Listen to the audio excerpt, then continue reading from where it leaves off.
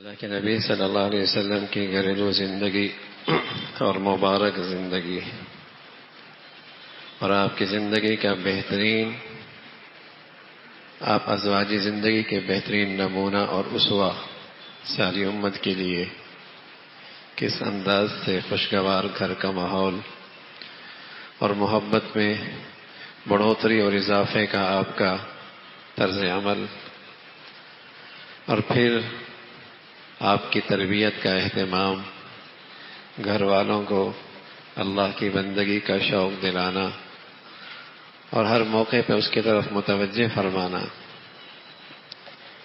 اور ایک پہلو اور ہے زندگی کا جو ہر گھر کا مسئلہ ہوتا ہے، اور چونکہ اللہ کے نبی نے امت کے لیے اس میں بھی نمونہ بننا تھا، تو آپ کے گھر کے اندر بھی وہ حالات پیش آئے، اور وہ ہیں گھریلو مشکلات۔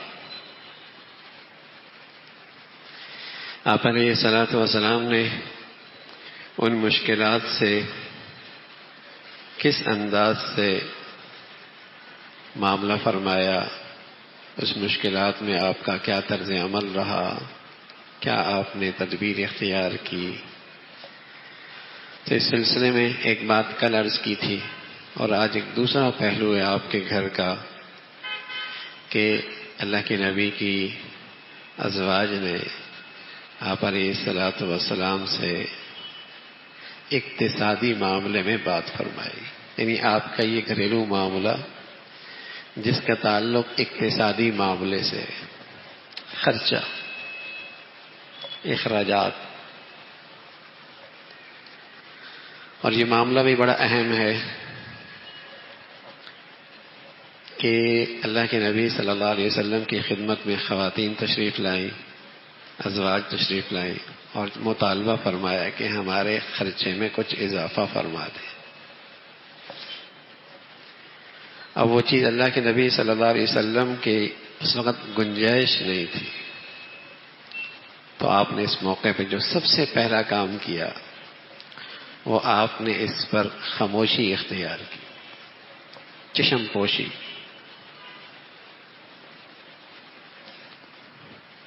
یہ نہیں کہ خرچہ مانگتی ہو جاؤ پھر کسی اور گھر چلی جاؤ، آپ نے اسے خاموشی سے معاملے کو ٹھنڈا کرنا چاہا، خاموش ہو گئے، چشم پوشی کا مظاہرہ کیا، نظر انداز کر دیا، کوئی جواب نہیں دیا۔ تو ہوا یوں کہ جابر فرماتے ہیں رضی اللہ تعالیٰ عنہ کہ میں دروازے پہ آیا اور بہت سارے لوگ اور بھی اکٹھے تھے، اتنے میں حضرت ابو بکر آئے رضی اللہ تعالیٰ عنہ۔ کسی کو اندر جانے کی اجازت نہیں مل رہی تھی،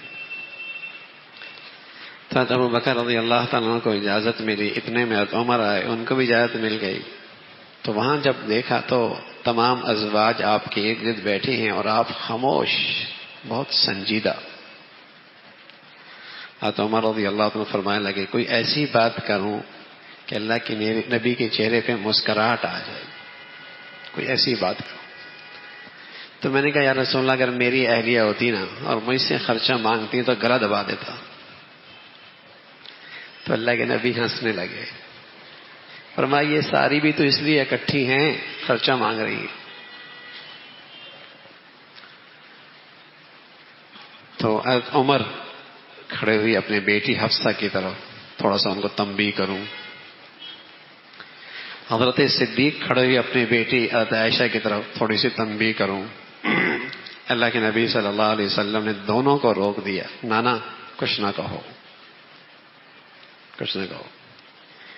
ان دونوں نے کہا کہ تم اپنے شوہر سے ایسی چیز کا مطالبہ کر رہی ہو جس کا اس کے پاس گنجائش ہی نہیں ہے۔ یہ بھی بڑا سبق ہے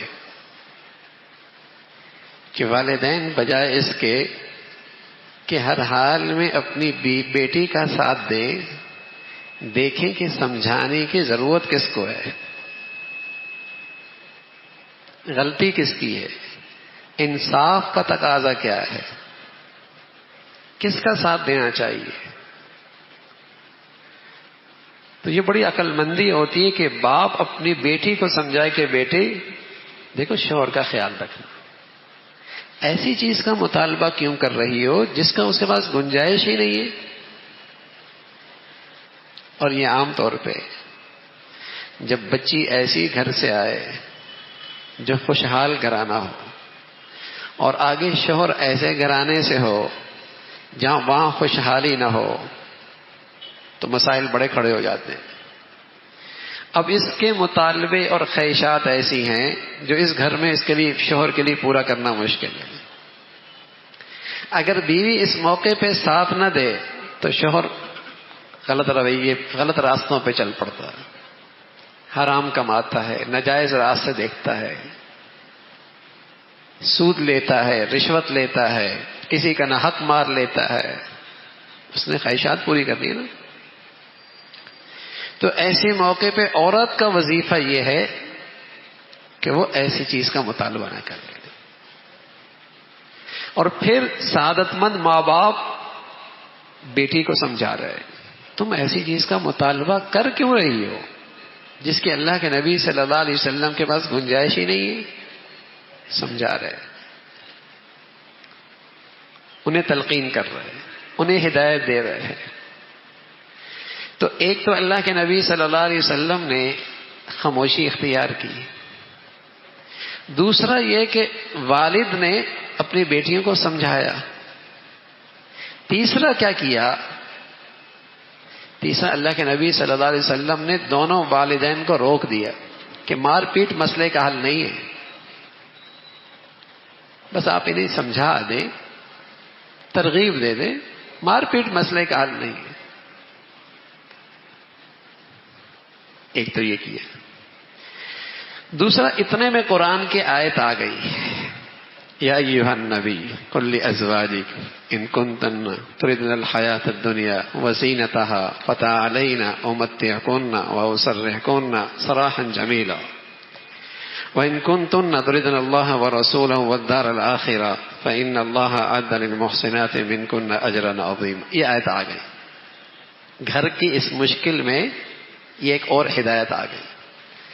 اللہ کے نبی صلی اللہ علیہ وسلم نے عائشہ کو بلایا کہ عائشہ ایک بات تم سے کہتا ہوں اور جلدی نہ کرنا، اپنے ابا سے بھی مشورہ کر لینا. سبحان اللہ. اب تو یہاں دونوں کو جلدی ہوتی ہے نا، اس کو بھی جلدی ہوتی ہے، یوں نہ کیا طلاق دے دوں گا، ایسا نہ کیا تو چھوڑ دوں گا، یوں نہ کیا تو بس میرے گھر میں نہیں رہنا، اس کو بھی جلدی ہوتی ہے. اور ادھر سے اس کو بھی بڑی جلدی ہوتی ہے، میں جا رہی ہوں، میرا اس گھر میں کیا کام. دونوں کو جلدی. اب مرد طلاق دینے میں جلدی کر رہا ہے، عورت خلا لینے میں جلدی کر رہی ہے. وہ ادھر خلا لینے میں پیچھے نہیں ہے، اب وہ بھی جلدی میں اور یہ بھی جلدی میں. ہمارے ہاں تو بات بات پہ دھمکی ہے نا طلاق کی، بات بات پہ دھمکی ہے نا خلا لینے کی، بات بات پہ، جیسے یہ مذاق ہے، کوئی جیسے کوئی بات ہی نہیں ہے. تو اتنے میں قرآن کی آیت آ گئی. تو حضور علیہ الصلوۃ والسلام نے فرمایا ہم تم سے ایک بات کہتے ہیں اور جلدی نہ کرنا، اپنے ابا سے مشورہ بھی کر لینا. کیا یا رسول اللہ کیا بات ہے؟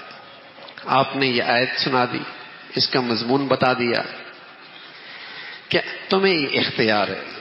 دیکھو اللہ کے نبی صلی اللہ علیہ وسلم نے غصہ نہیں کیا، ان کے اس مطالبے پہ ڈانٹا نہیں، ان مطالبے پر دھمکی نہیں دی، عزت نفس مجروح نہیں کی، ذلیل نہیں کیا، کوئی اور تہمت نہیں لگائی، بد زبانی کا طعنہ نہیں دیا، کچھ نہیں کیا.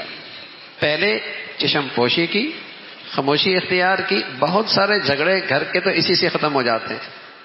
جب وہ غصے میں تو میاں تم صبر کر لو نا، اور جب یہ غصے میں تو تم صبر کر لو.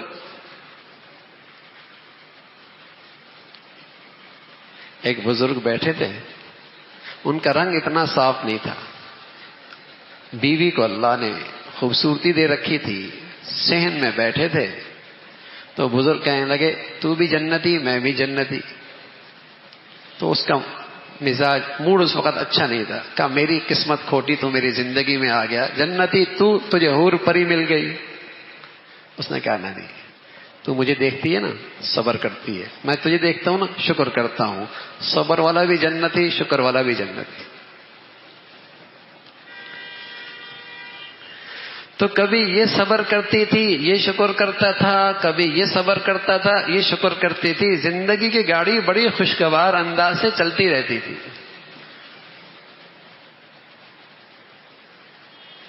زندگی چلتی تھی. تو یہاں اللہ کے نبی صلی اللہ علیہ وسلم نے عزت نفس مجروح نہیں کی, ذلیل نہیں کیا, کوئی طنز اور تنقید نہیں کی, کوئی تانا نہیں دیا.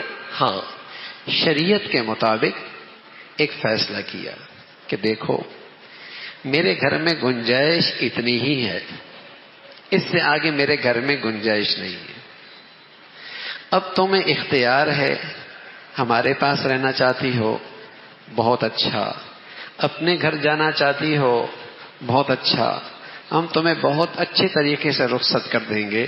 میرے گھر میں گنجائش اتنی ہے, اور جلدی نہ کرنا, ابا سے مشورہ بھی کر لیں.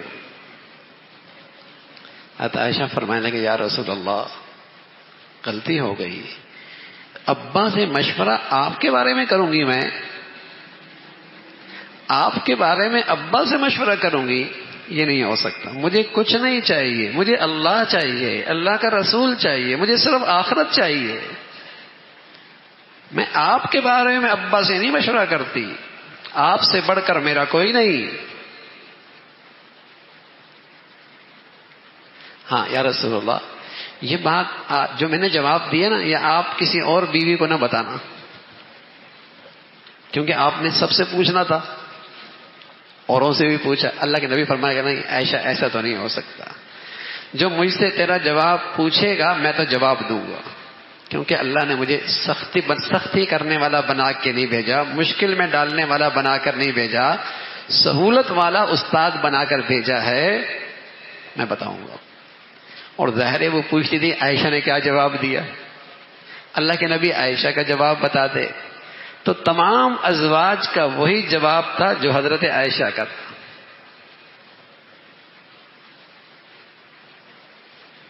تو کتنی بڑی اقتصادی مشکل آئی گھر میں, اور آپ نے کس انداز سے اسے حل کیا. طنز نہیں, دھمکی نہیں, عزت نفس مجروح نہیں کیا, بڑے حوصلے سے, تحمل سے, برداشت سے خاموشی اختیار کی. اور جو دوسری شریعت کی رہنمائی تھی کہ بھائی تمہارے پاس گنجائش ہی نہیں ہے اور اس کے لیے اس حال میں گزارا کرنا مشکل ہے, تو اسے موقع دے دو نا, اسے اختیار دے دو, اختیار دے دو. یہاں رہنا چاہتی ہے بہت اچھا, نہیں رہنا چاہتی تب بھی بہت اچھا. تو اللہ کے نبی صلی اللہ علیہ وسلم نے اس انداز سے اپنے اس گھر کی یہ مشکل دور فرمائی, یہ اختیار دے کر. دوسرا معاملہ کیا پیش آیا گھر میں, سوکنوں میں ہوتا ہے سوکنوں میں. اللہ کے نبی صلی اللہ علیہ وسلم عصر کی نماز کے بعد اپنی ازواج کے پاس جایا کرتے تھے. تو حضرت زینب بنت جاش رضی اللہ تعالیٰ عنہا وہ آپ کو شہد کا پانی پلایا کرتے تھے, اور اس خیال سے کہ آپ کا میرے ساتھ بیٹھنا کچھ زیادہ ہو جائے. اب وہاں تھوڑی دیر بیٹھتے, شہد کا پانی پی کے آتے. اب ان دونوں نے حفصہ رضی اللہ تعالیٰ عنہ نے طے کیا کہ اللہ کے نبی صلی اللہ علیہ وسلم کے لیے ہم کچھ ہیلا کرتے ہیں کہ آپ کا وہاں بیٹھنا تھوڑا ہو. تو ایسا کرتے ہیں کہ ایک درخت ہے مضافیر, اس کی بو اچھی نہیں ہے. تو آج اللہ کے نبی صلی اللہ علیہ وسلم آئیں گے تو ہم کہیں گے آپ کے منہ سے اس کی بو آ رہی ہے, اور آپ بو سے سخت نفرت کرتے تھے, بو آپ سے برداشت نہیں تھے. آئے، ایک نے بھی کہا، دوسرے نے بھی کہا، تو اللہ کے نبی صلی اللہ علیہ وسلم فرمایا میں نے تو زینب کے یہاں شہد پیا ہے، ایسی کوئی چیز تو نہیں. کہا یا رسول اللہ یہ بو آ رہی ہے. تو آپ نے قسم کھا لی کہ آئندہ میں شہد استعمال نہیں کروں، شہد استعمال نہیں کروں. تو قرآن کی آیت آ گئی، یا ایھا النبی لم تحرم ما احل اللہ لک، جو اللہ نے حلال کیا ہے آپ اسے حرام کیسے قرار دیتے ہیں؟ قسم کھائی ہے تو قسم کا کفارہ بھی ہے، اس کو توڑا جا سکتا ہے. اور پھر ان خواتین کو بھی تنبیہ فرمائی، توبہ کر لو، غلطی ہو گئی، اللہ نے اپنے پیغمبر کو سب کچھ بتا دیا. اس لیے کہ اللہ تو اپنے پیغمبر کے لیے اس کی پوری قدرت رکھتے ہیں کہ کوئی ایسی بیویاں دے دیں جو مؤمنات ہوں، ایمان والی ہوں، فرما بردار ہوں، توبہ کرنے والی ہوں، عبادت کرنے والی ہوں، روزہ رکھنے والی ہوں. اور عورتوں کا بھی انتخاب ہو سکتا ہے. تو اللہ کے نبی صلی اللہ علیہ وسلم نے ان دونوں چیزوں کو سامنے رکھ کر کیا کیا؟ کچھ دنوں کے لیے اپنے گھر کے بلائی خانے میں تشریف لے گئے، اور بات مشہور ہو گئی کہ آپ نے اپنی بیویوں کو طلاق دے دی. ایک دن نہیں، 2 دن نہیں، ایک ہفتہ نہیں، 2 دن، ہفتے نہیں، 3 ہفتے، تقریباً 29 دن تک.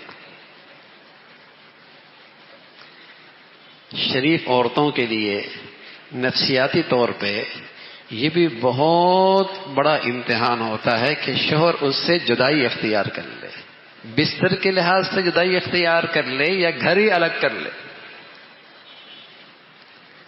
تو اللہ کے نبی صلی اللہ علیہ وسلم نے اپنی اس مشکل کا حل یوں بھی نکالا، اپنے غصے کا علاج یوں بھی کیا. آپ نے ان کی تربیت اس انداز سے بھی کی، دوری اختیار کر لی. ابو بکر آئے، عمر آئے رضی اللہ عنہ، عمر آئے گھبرائے ہوئے، یا رسول اللہ اپنی بیویوں کو آپ نے طلاق دے دی. آپ خاموش تھے، آپ نے فرمایا نہیں، طلاق نہیں دی.